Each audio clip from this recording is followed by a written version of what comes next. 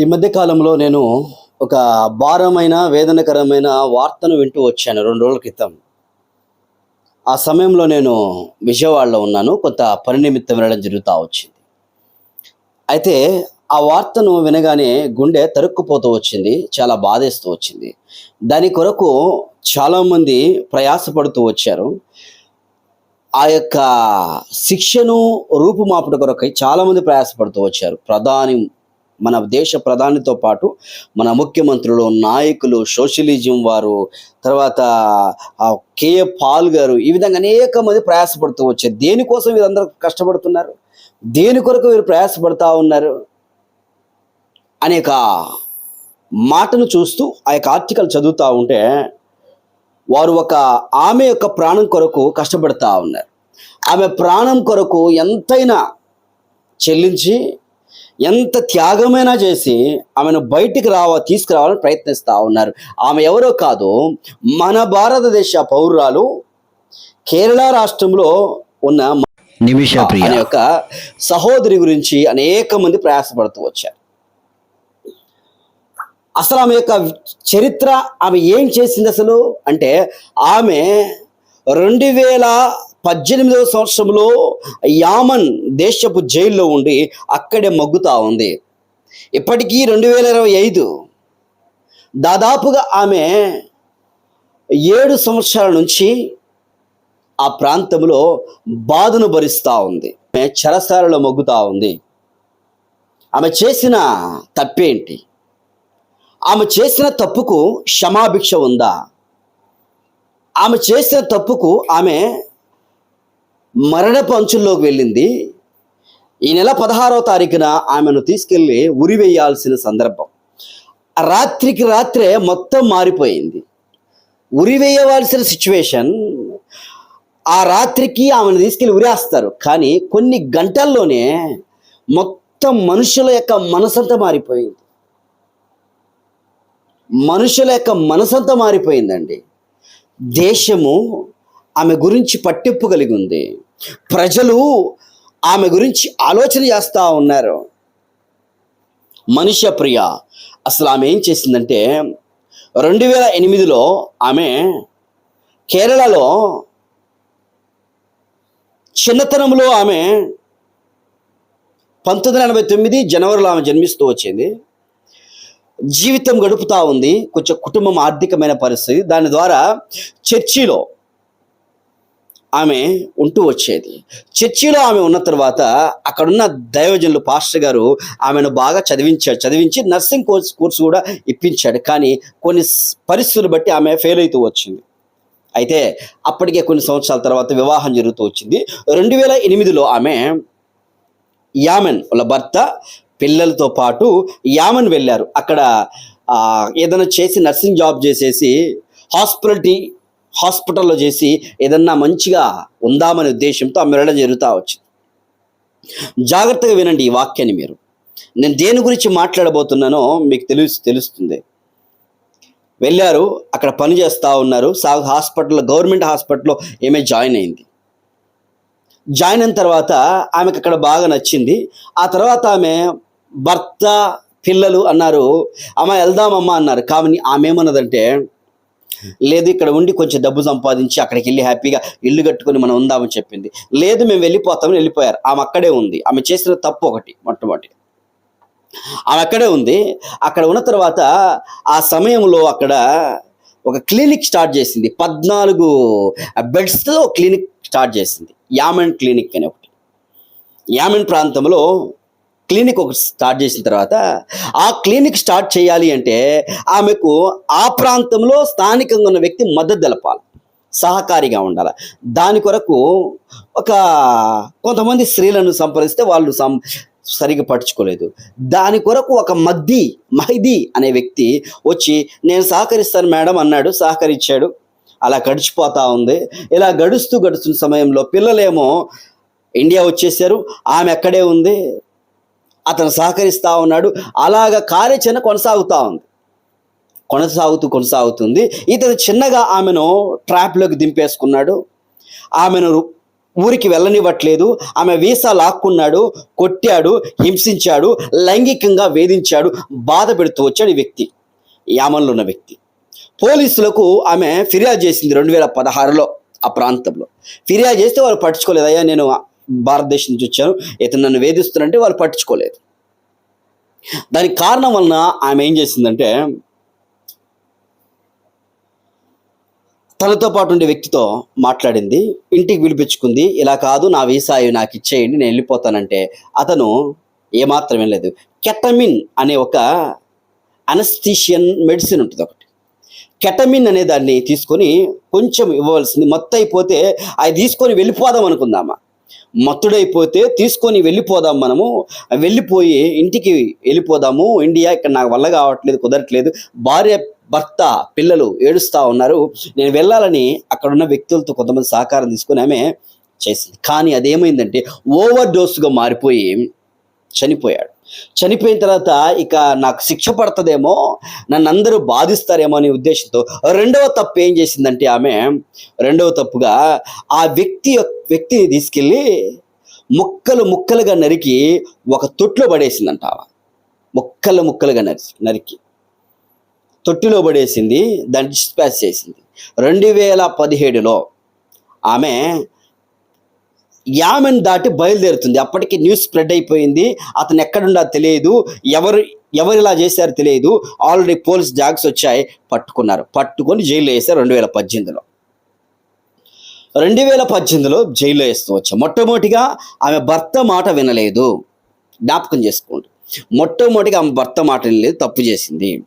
రెండవదిగా ఆమె చేసిన తప్పు, ఆ వ్యక్తిని చంపి ఆ వ్యక్తిని ముక్కలుగా కట్ చేసి పడేసింది. తను కావాల్సి చేసిందో వాళ్ళకు తెలియకుండా చేసిందో అది సందర్భం లేదు, కానీ చంపింది. దానివలన జీవిత కారాగార శిక్ష వేసేశారండి.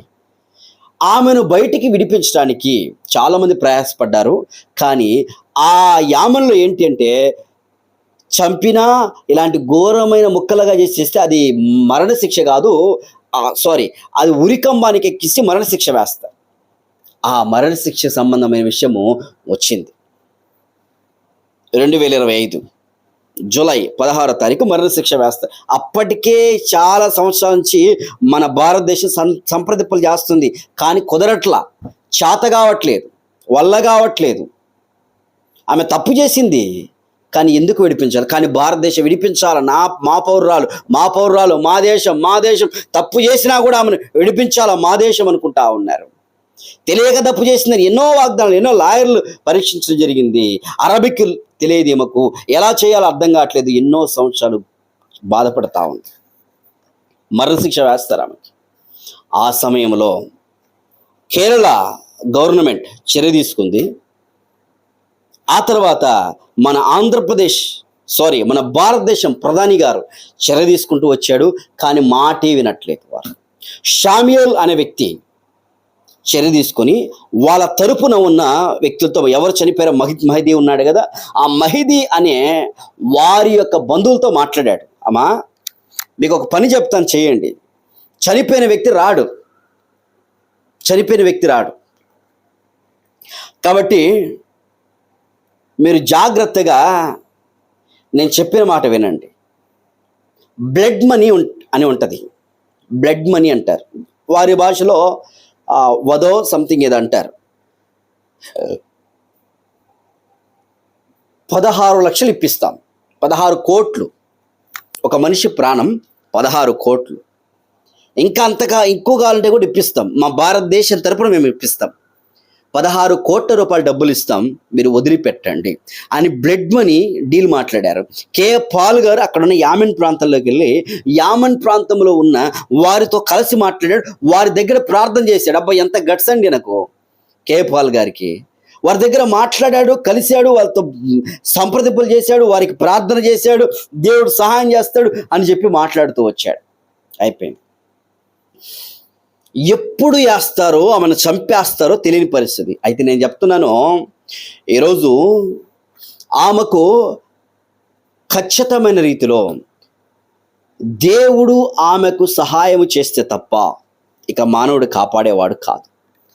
ఎవరు ఏమి చేయలేరు. ఆల్రెడీ అర్థమైపోయింది. మోడీ గారు ఎంతో ప్రయత్నాలు చేస్తున్నాడు, ట్విట్టర్లో మెసేజ్ పెడుతున్నాడు. వాళ్ళతో డైరెక్ట్గా డీల్ చేయొచ్చు తెలుసా, మోడీ గారు డైరెక్ట్గా డీల్ చేయొచ్చు, కానీ కుదరటం లేదు. క్షమాభిక్ష పెట్టాలని భారతదేశంలో ఉన్న వారందరూ అడుగుతూ ఉన్నారు. ప్రతి ఒక్కరు, మన భారతదేశం 130 కోట్ల మంది జనం, ప్రతి ఒక్కరు ఇదే టాపిక్ గురించి మాట్లాడుతున్నారు. ప్రతి ఒక్కరు అడుగుతూ ఉన్నారు. ఏమడుగుతున్నారో తెలుసా? మా నిమిషా ప్రియకు క్షమాభిక్ష పెట్టండి అనేది మన భారతదేశ ప్రజల యొక్క ఆలోచన అని ప్రతి ఒక్కరు ఓట్స్ వేస్తే పోల్లో అడుగుతారు. చాలామంది ఓకే అంటున్నారు. కొద్దిమంది మాత్రమో ఆమెకు తప్పు చేసింది, ఆమె చనిపోవాలంటున్నారు. ఎందుకు ఆమె తప్పు చేసినప్పుడు ఎందుకు ఆమెను భారత ప్రభుత్వము ఎందుకు క్షమించి వదిలిపెట్టి డబ్బులు ఇస్తాం బయటికి మా దేశాన్ని పంపించండి ఎందుకు అడుగుతున్నారు? ఆమె తప్పు చేసింది కదా, ఆమె కర్మ ప్రకారం ఆమె చావాల్సిందే కదా, ఎందుకు అడుగుతున్నారు? కారణం ఏంటి? మన భారత ప్రభుత్వం, మన భారత పౌరాలు, మా పౌరాలు ఒక్కరు కూడా చచ్చిపోవడానికి లేదు. తప్పు చేసిందండి, పొరపాటుగా ఏదో చేయాల్సింది కాదు. ఒకవేళ తెలియకనో తెలుసో తప్పు చేసింది, క్షమాభిక్ష పెట్టండి, మేము డబ్బులు ఇస్తాం, క్షమాభిక్ష పెట్టండి అడుగుతా ఉంది.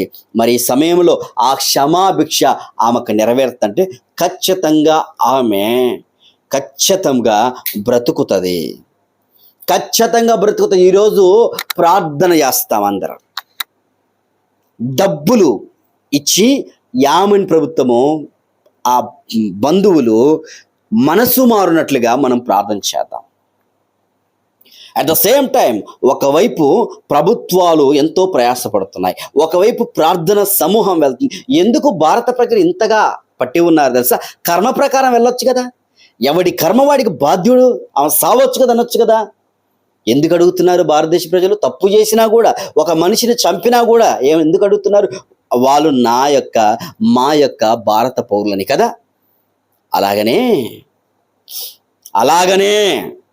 ఆ విధానములోనే నీవు నేను లోకములో తప్పులు చేసుకుంటూ తెలుసో తెలియకో తప్పులు చేసుకుంటూ వెళ్ళిపోతా ఉన్నాం. ప్రపంచములో ఉన్న మానవులందరూ అనేక మంది ఘోరమైన అతిక్రమముల గుండా వెళ్తున్నారు. అలాంటి పరిస్థితుల్లో సైతానుడు అంటున్నాడు, మేము చంపేస్తా, నేను నరకాన్ని తీసుకెళ్ళిపోతాను, వీడు నా అధీనంలో ఉన్నాడు అని సైతాను మాట్లాడుతూ ఉన్నాడు. కానీ దేవుడు అంటున్నాడు, నీకు అధికారం లేదు. తప్పు చేశాడు, పొరపాటు అయిపోయింది, కానీ నేను చెల్లిస్తున్నా, డబ్బునిస్తా, ఇదిగో డబ్బునిస్తున్నాను, నేను విలువైన రక్తం నేను ఇస్తా ఉన్నాను. నువ్వు చంపడానికి అధికారం లేదు నీకు.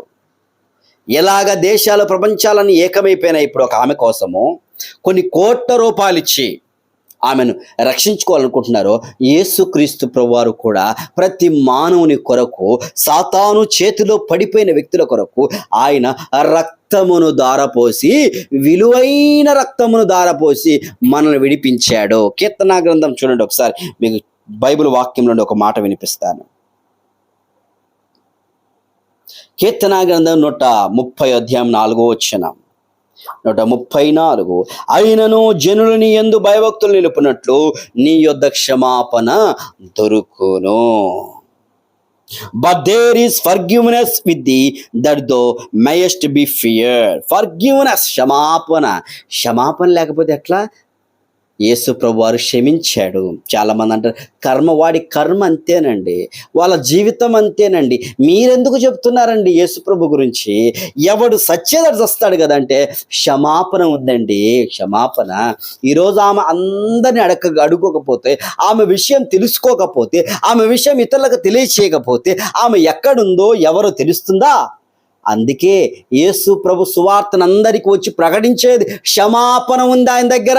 ఇక ఎవడు కూడా క్షమించడానికి అధికారం లేదు.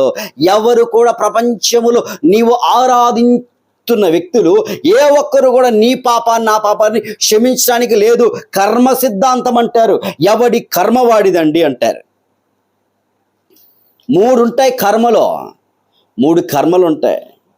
ఆ కర్మ సిద్ధాంతం ప్రకారం ఎవడు జన్మ పాపం అంటారు. మరుజన్మలో ఇంతకుముందు చేసిన పాపానికి ఇప్పుడు చచ్చిపోవాలి, ఇప్పుడేదో జరగాల, లేదు. జన్మలు లేవు, కర్మలు లేవు. కర్మను కొట్టేసింది కృప, క్షమాపణ. చూడండి, యేసుక్రీస్తు వారు ఇంకొక మాట అంటాడు. ఆయన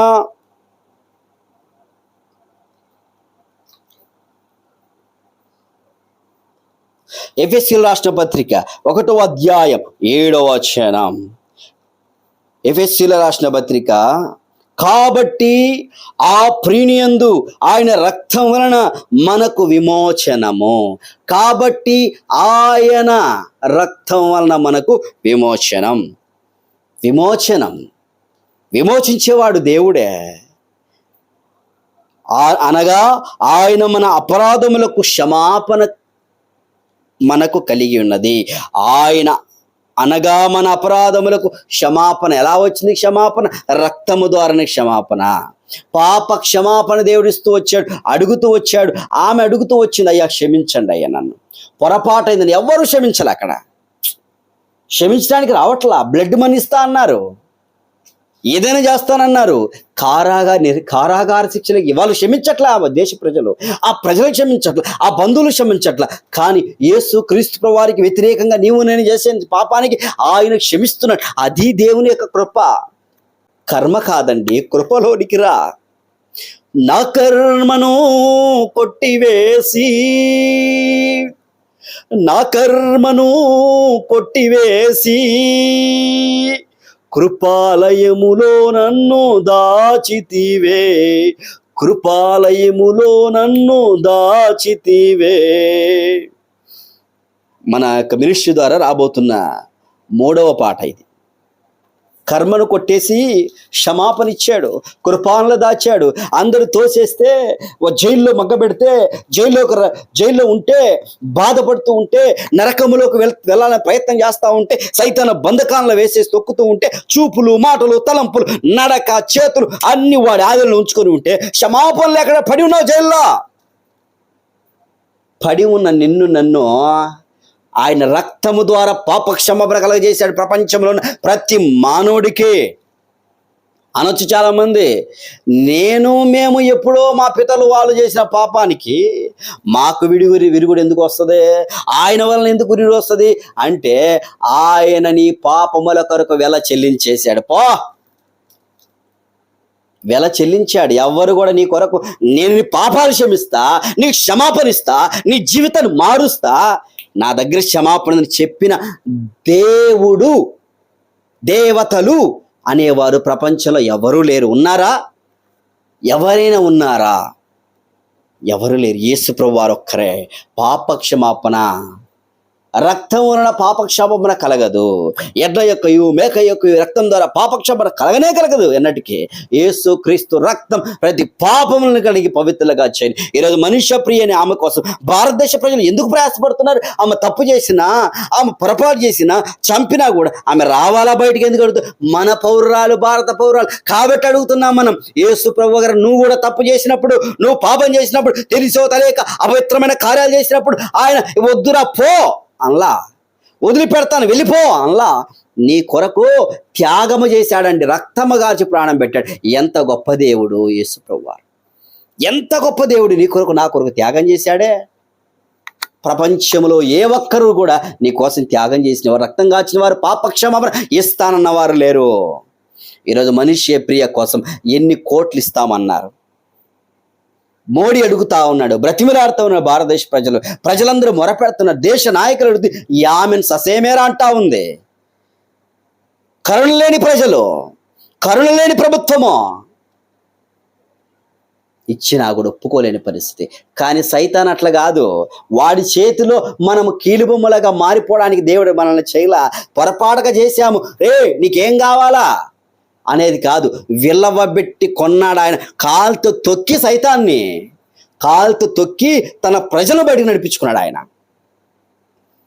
అయితే నువ్వేం చేయాలా? క్షమాపణ కావాలా? ప్రభా క్షమించండి నన్ను అంటే చాలు, నీ పాపాలు క్షమించబడతాయి. వాడేం చేస్తాడు? సైతాను వాడేం చేయడు. వాడికి ఏం చేత కాదు. వాడు నిన్ను కాలుతో తొక్కి పట్టేశాడు. ఎక్కడే ఉండు, ఎక్కడికి పోతావు? ఏం చేస్తావురా నువ్వు? ఇక్కడే ఉండని నిన్ను నన్ను పాపము చేశామని బంధిస్తూ వచ్చాడు మనల్ని. నువ్వు పాపం చేసావు, నువ్వు తప్పు చేసావు, నువ్వు తప్పు చేసావు, నీ బతికితే నువ్వు కర్మ, నువ్వు చేసిన నువ్వు శిక్ష పడాల్సిందే. నీ కర్మరా ఇదే. తొక్కి పట్టాడు, ఇదే నీ కర్మ పో అని అంటే ఏసయ్య అంటాడు, ఎవడికిరా కర్మ? సైతాన్ దగ్గరికి పోయి సవాల్ చేశాడు ఆయన. కర్మేందిర కర్మ? వాడు తప్పు చేస్తే శిక్ష పొందాలనా? నా నేనున్నా, నా బిడ్డలను విడిపించుకుంటానని ఆయన రక్తము కార్చాడు. మనుషులు చేసిన పాపమునకై ఆయన క్షమాపణ ఇస్తూ వచ్చాడు, విమోచన ఇస్తూ వచ్చాడు. వాడిని తొక్కిపట్టి మరణపు ముళ్ళును విజయ కెరటంగా ఎగరజేశాడు దేవుడు. మరణం మనల్ని దాసోహం చేస్తూ వచ్చింది. మరణం మనిషికి ప్రతి ఒక్కడికి ఉంది. ఆ మరణాన్ని విడిపించడం కొరకే యేసు చనిపోయాడు. యేసు ప్రభు ఊరికే చనిపోలా. చాలా మంది అంటే యేసు ప్రభు 3 మేకులు కొట్టించుకున్నవాడు, అది పీక్కోని చేత కాలేదు, పీక్కోలేక చేత కాలేదు నాన్న, పీక్కోలేక కాదు. ఆయన పీక్కుంటే నీ పీక మీదకి వచ్చి మరణము ఆట ఆడుతుంది. అందుకు ఆయన పక్కనున్న దొంగనే పాపక్షమాపణ పొందాడు. చూస్తున్న సైనికులే భయపడి వణికారు. అంత బాధపడి అంత కొట్టించుకొని తిట్టించుకొని అవసరమేంది? ఆయనకు అవసరం లేదు. ఆయన మరణపు ముళ్ళును విరిచివేయట కొరకై మానవులు చేసిన శరీరం ద్వారా చేసిన పాపాలకు రక్తమంతా దారిపోసాడు. ఆయన 3వ దినాన తిరిగి లేచాడు సజీవంగా. అది దేవుడు చేసిన ఘనమైన మహత్తరకరమైన కార్యం. క్షమాపణ దొరుకును ఆయన దగ్గర. ప్రజలారా, యేసు ప్రభు దగ్గర క్షమాపణ ఉంది. మనుష్య ప్రియకు వాళ్ళు క్షమించలేదు. మన వాళ్ళు అడుగుతున్నారు, అయా సహాయం చేయండి అని. అయితే దేవుడు ఒక గొప్ప కార్యం జరిగించి, దేవుడు కృపచేత ఆ ప్రజల మనసులు మార్చి బయటికి వస్తే ఆమె గనురాలే. ఒకవేళ వాళ్ళ యొక్క మనసులు మారకపోతే ఆమె చనిపోద్ది. మరి ఏమైద్ది పాస్టర్ గారు అంటారా? ఈరోజు ప్రవచించమంటారా? నేను ఒక మాట గుర్తుపెట్టుకోండి. ఆమె విషయం ఒక మాటను ఆత్మాభిషేకముతో నేను ప్రవచిస్తున్నా. దేవుడు నాతో మాట్లాడుతూ ఉన్నారు. ఆమె గురించి దేవుడు తెలియజేస్తా ఉన్నాడు. ఈరోజు డేట్ ఎంత? డేట్ ఈరోజు ఒక్క నిమిషం, 18 ఈరోజు డేట్, 18వ తారీఖున ఈరోజు డేటు. ఈ 18వ తారీఖున ఒక మాట ప్రవచిస్తున్నా. మనిషా ప్రియకు మరణ శిక్ష కొట్టివేస్తారు. జైల్లో ఉంటుంది ఆమె ఖైదీగా. జైల్లో ఖైదీ మరణ శిక్ష కొట్టివేస్తాడు. ఆ మరణ శిక్షను కొట్టివేసిన తర్వాత ఆమె మంచి నడవడికను బట్టి ఆమె బయటికి కూడా వస్తుంది. ఎస్, భారతదేశం చేస్తున్న పని ఒకవైపు, కేపాల్ చేస్తున్న పని ఒకవైపు, దేశ రాజకీయ నాయకులు చేస్తున్న పని ఒకవైపు, భారతదేశంలో అన్ని మత విశ్వాసాల వారు చేస్తున్న ప్రార్థనలు, అనేక మంది చేస్తున్న ప్రార్థనలు ఆమె వెంట ఉన్నాయి. సైతానుడు సంపాలని చూస్తున్నాడు, నరకానికి విడ్చాలని చూస్తున్నాడు. కానీ దేవుడు అంటున్నాడు, ఖచ్చితంగా ఆమె నేను క్షమిస్తా. క్షమాభిక్ష ఉంది, ఆమె బయటికి వస్తుంది. ధైర్యంగా ఉండండి. ఆ కుటుంబానికి మనసు మారాలి, తెలుసా? కుటుంబానికి, ప్రభుత్వము వాళ్ళు ఒప్పుకుంటే కాదు, కుటుంబం మనసు మారితే బయటకు వస్తుంది. కాబట్టి దాని గురించి మనం ప్రార్థన చేద్దాం. కానీ ప్రియమైన దేవుని ప్రజలారా, జ్ఞాపకం చేసుకోండి, ఈరోజు యేసు ప్రభు దగ్గర క్షమాపణ ఉంది, క్షమాభిక్ష ఆయన దగ్గర ఉంది. ఇక ఎవరి దగ్గర లేదు క్షమాభిక్ష. లోకములో నువ్వు వెళ్ళే ప్రతి చోట ఎవరెవరిని నువ్వు ఆరాధిస్తున్నావు నాకు తెలియదు, కానీ దయచేసి అర్థం చేసుకో ఒక మాట. నువ్వు కర్మ కింద లేవు. నీ కర్మ వల్ల నువ్వేం నశించిపో. కర్మని భయపెడుతున్నారా? అరే, నీ కర్మ ప్రకారం నువ్వు ఎప్పుడో పూర్వజన్మలు చేసిన సుకృతం రా, ఇదిగో ఈ ఈ జపాలు నోములు అవి తిరిగి చేయరా. వద్దండి, అవేం తిరగా. నువ్వు ఎక్కడి తిరిగి డబ్బు ఖర్చు పెట్టి ఏం చేసుకోవాల్సిన అవసరం లేదు. యేసయ్యా నా పాపాన్ని క్షమించు, యేసయ్యా నా హృదయం లేకరా, యేసయ్యా నా జీవితాన్ని మార్చు, క్షమించు నా పాపాలంటే నీ పాపాలు క్షమించబడతాయి. అంతే. ఇంకా క్షమించబడతాయి. జ్వరం వచ్చినప్పుడు ఒక ట్యాబ్లెట్ వేసుకుంటాం. ఎప్పుడు తయారు చేసిన ట్యాబ్లెట్ అది? ఎప్పుడో ఒక ఫార్ములా ఉంటుంది. ఆ ఫార్ములా బట్టి తయారు చేస్తే ఆ ఫార్ములా ఇప్పటికి వాడబడుతుంది. యేసు ఎప్పుడో నీ కోసం చనిపోయినాడు. ఆ ఫార్ములా, రక్తం అనే ఫార్ములా నువ్వు వాడుకుంటే ఇప్పుడు పుట్టేవాళ్ళు, ఇంతకుముందు పుట్టినవారు, ఇక ముందు పుట్టే వాళ్ళకు కూడా క్షమాపణ ఉంది. క్షమాపణ. బైబిల్లో నేను 6 క్షమాపణల గురించి నేను మీతో మాట్లాడతాను. 6 రకాల క్షమాపణలు బైబిల్లో ఉన్నాయి. తెలుసా? 6 రకాల క్షమాపణలు. ఏ విధంగా దేవుడు మనుషులు క్షమించినప్పుడు బైబిల్లో క్షమాపణలు 6 రకాల క్షమాపణలు ఉంటూ వచ్చాయి. వాటి గురించి క్లుప్తంగా నేను మీకు వివరించడానికి ప్రయత్నం చేస్తాను.